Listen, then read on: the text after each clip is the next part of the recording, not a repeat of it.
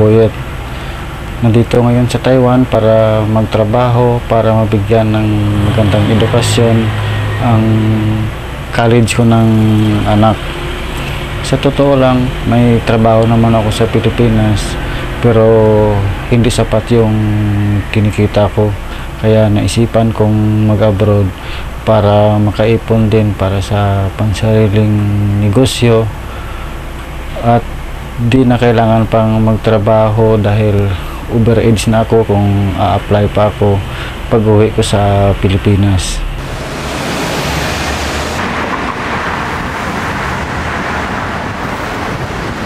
Daan araw-araw papunta sa factory namin.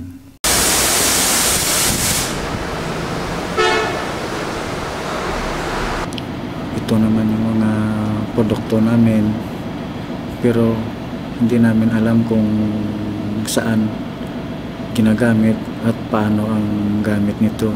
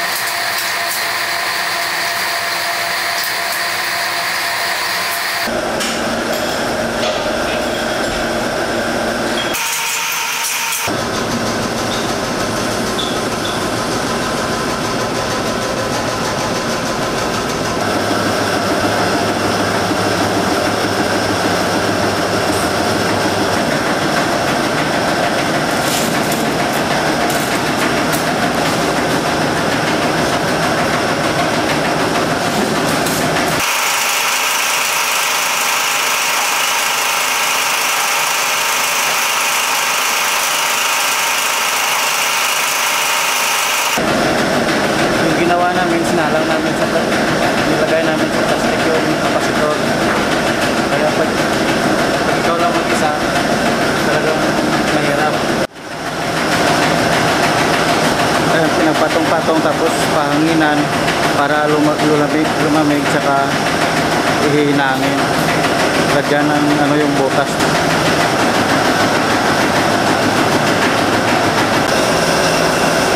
Hugasan sa oil na to na kulang na lang, kukulo, sobrang init.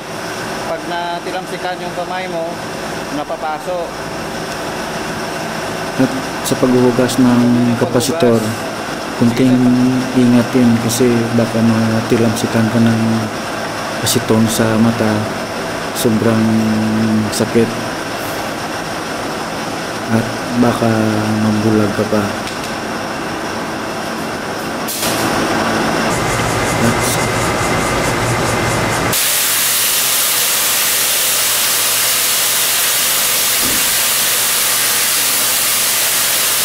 Ganito lagi yung ginagawa ko kada hapon. Minsan kung marami, inaabot ako ng hanggang alas 10 ng gabi. Siguro kung diretso yung lakad ko, aabot ako ng Taipei o ilang beses ako pabalik-balik ng Taipei.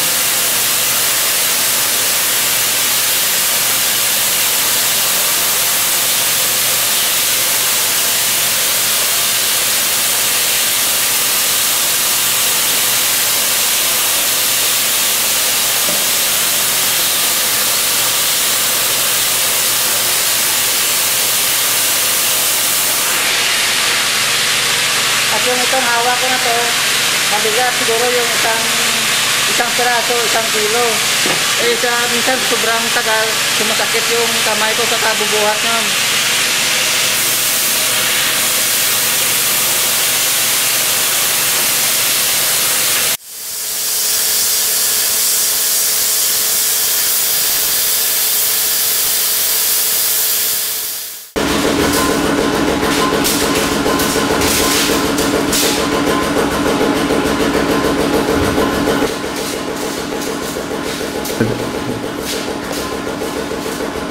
sa hapon, hinahanda na namin yung mga kapasitor, sinasalang na namin sa oven, iniinit na para gagamitin sa susunod na araw.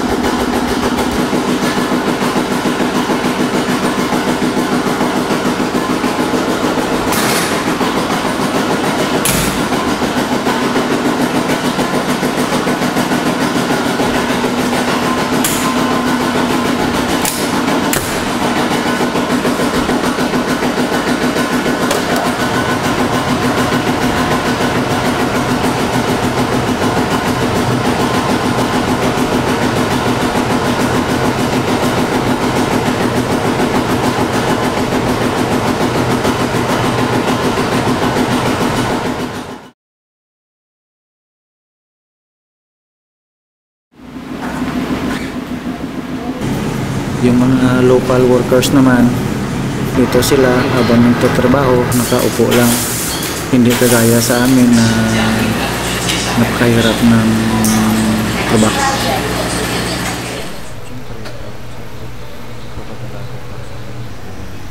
Padala ng pampay na roll. Tuloy na naman ba? At pagkasahod, bago mapunta kung saan yung pera, pinapadala na agad sa pamilya. At dapat alam din nila kung paano gumamit ng husto ng mga perang pinapadala sa kanila.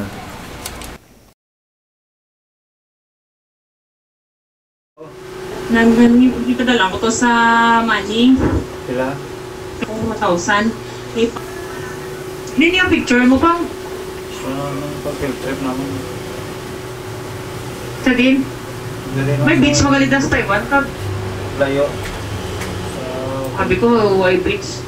Nara eh. Sabi mga beach din. Biro? Hindi na beach. Hindi ba white sand? Hindi na beach ang Ano sa? picture na. Ano na ang palagturan. May beach pala sa likod o tubig o. Tubig lang na ito, hindi na the beach. Ano na? Daw, ano na. Kaniwang ka man? Ano? Ano? Wala. Wala na. Ano? Sino? Kaniwang? Ha? Magkakakaon ba? Wala na nga. Naman. Nakainom ka? Wala ah. Ha? Buwa sa obra. Eh, naubog ka man.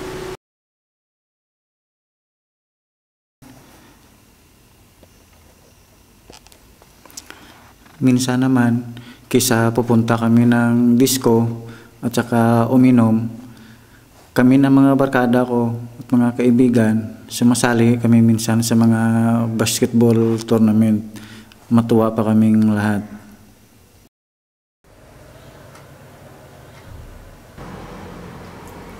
Katamad bumangon pag sa umaga, lalo na pag galing sa day off. Bagong araw na naman, bagong hirap na naman ng trabaho mo.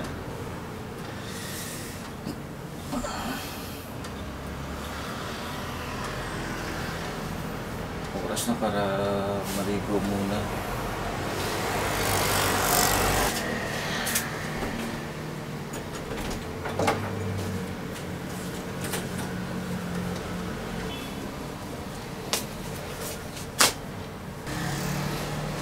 Sa umaga, kape lang okay na.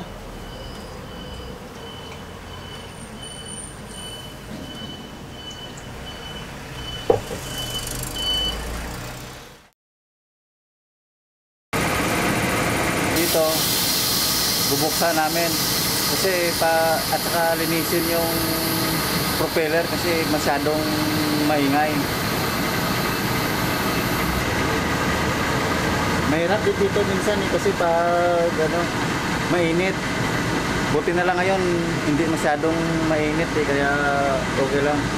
Minsan alas 2, binubuksan namin kapag gusto ng amo kasi maingay. Sobrang init.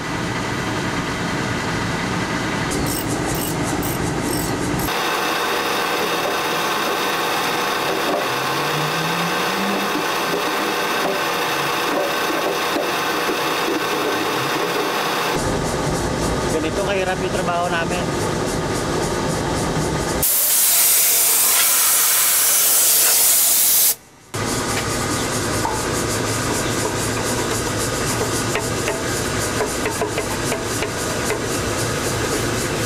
Ayan, kuskusin ng brush para matanggal yung kumakapit na alikabok.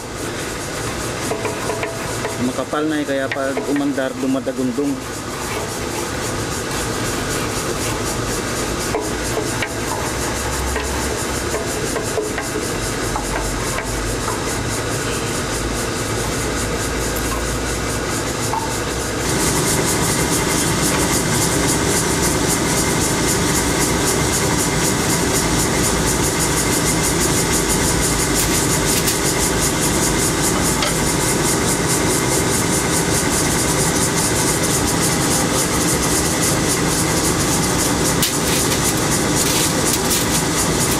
Iniisip ko nga eh, yung trabaho namin dito parang hindi lang factory worker.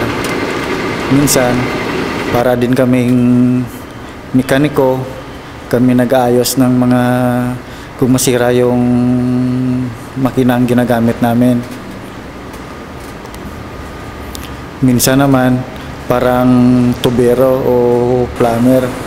Pag masira din yung mga tubo, kami yung naglilinis at nag-aayos. Minsan naman para rin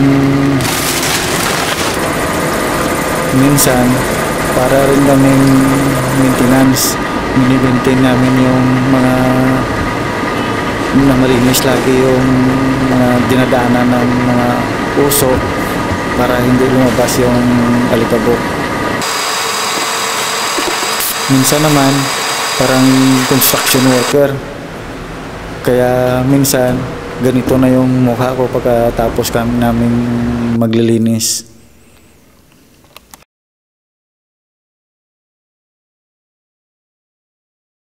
Ang oras na pa? 11?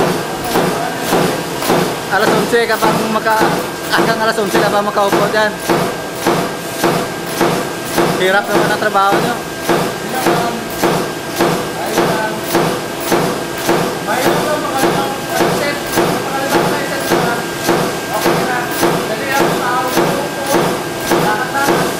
Matulog.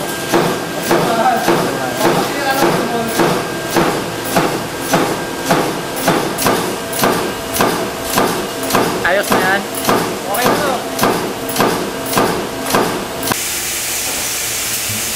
Matuwa pa kami lahat.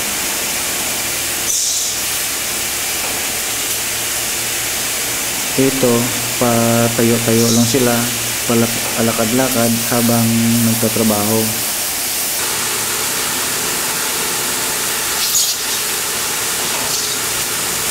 Yung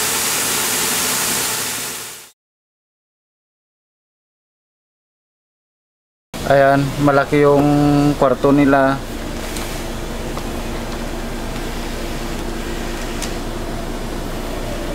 At may aircon pa sila. Ito yung kwarto namin. Maliit. Masikip. At electric fan lang. Kasi ano na yung luto at tracking?